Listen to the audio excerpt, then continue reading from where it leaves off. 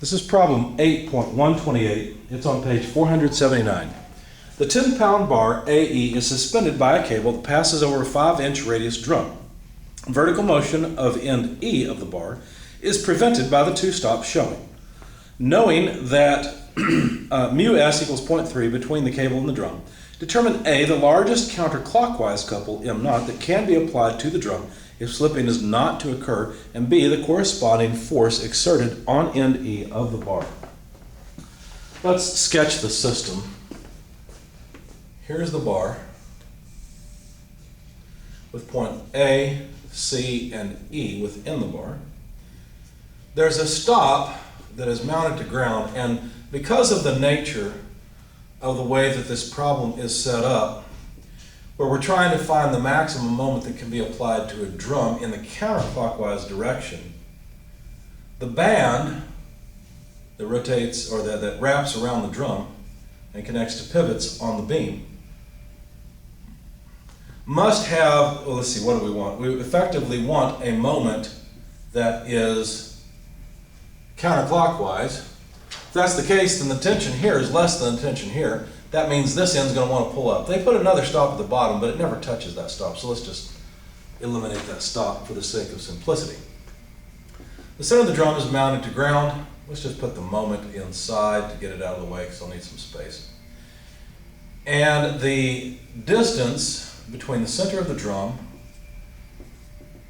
and this connection point, which is labeled B, while this one is D, that distance is 5 inches, and the distance from the right band to the center is also 5 inches, and then the vertical or the horizontal distance between E and D is 3 inches. So 10 pounds acts downward, and this drum has a radius of 5 inches, not surprisingly given the geometry that we were told. The friction coefficient for static equilibrium or no motion is 30%. The drum's not turning, but it's about to turn. Because we like to know the maximum moment that this configuration could apply without slipping. In other words, with this friction coefficient. And then B, we'd like to know how much force is applied at point E downward on the beam as well. So let's start off by making a free body diagram of the wheel, noting that we've got T1 like this. You know what? Did I do that wrong? The tension on this side is actually higher, while that side's lower. I hope my solution is valid. We'll see here in a second. I'll work without that for the time being to make sure I do this right. I'll refer to it for numbers and equations. Anyway, there are certainly forces at the center, but I don't really care about those forces. They're not important to us.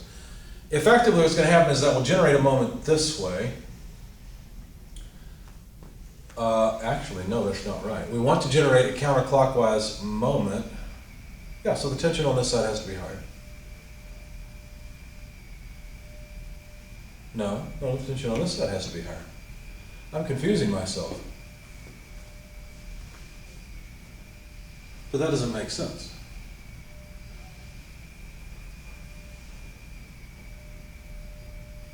Because if the drum, well, now what we're trying to do is apply friction to the drum in this direction. That means friction on the belt is in this direction. That's right. So that means if friction in the belt is in this direction and the belt is in equilibrium, well, that means that this side is tighter, and that's what okay, so there we go. All right. That's what I did in my solution. I guess I'm just confusing myself at the board. So that will generate a moment. There must be something else resisting this, but this moment that's resisting would be equal to the moment generated by these two tensions. So summing moments about the center, taking counterclockwise as positive. See, I don't know if that point has a name. They didn't give it a name. We'll give it a name. How about G? That's a good name. Sum of moments about G is equal to negative M0 plus T2 times R, the radius, minus T1 times R. That sum has to come out to 0.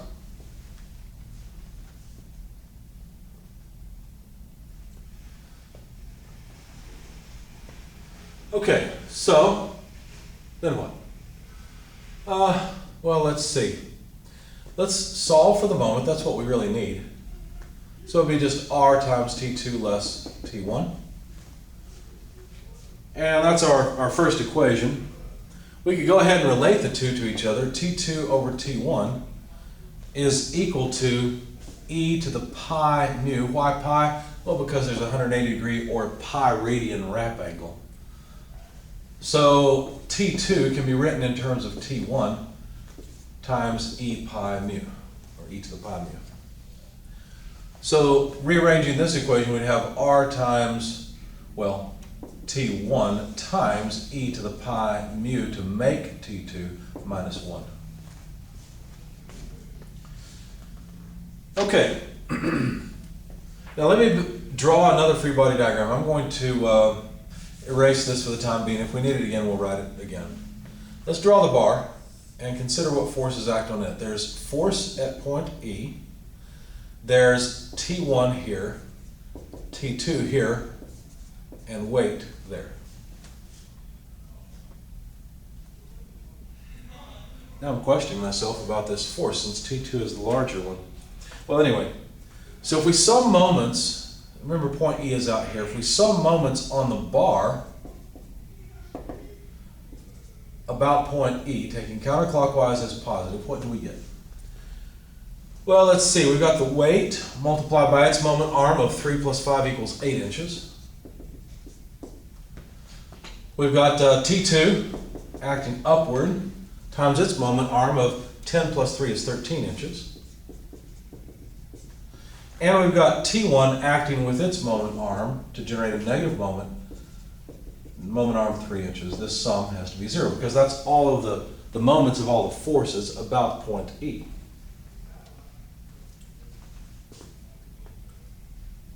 Now the weight is of course 10 pounds.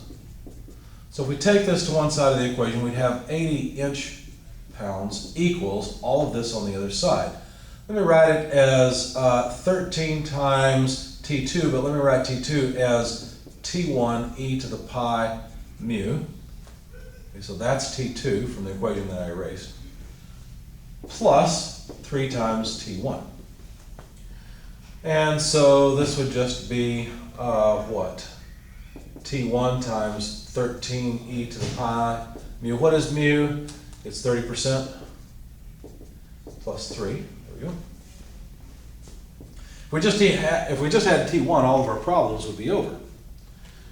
But wait a second. T1 is the only unknown in this equation, isn't it? So let's solve for it. T1 is equal to 80 inch-pounds divided by this whole multiplier, e pi 0.3 plus 3.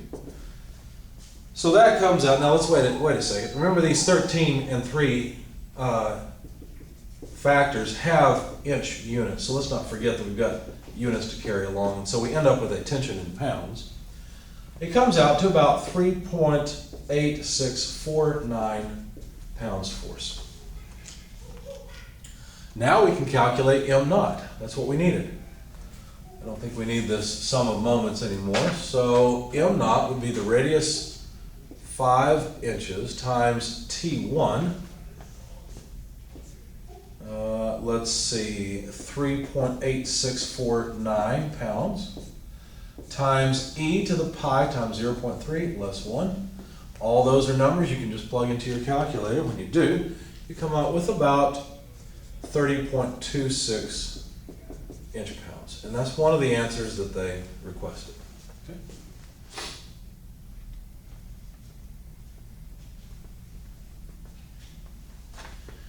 All right, what about summing forces in the vertical direction on the bar? Well, that should yield Fe, right? So T2 plus T1 minus weight minus Fe equals 0. Therefore, Fe must be equal to all of this.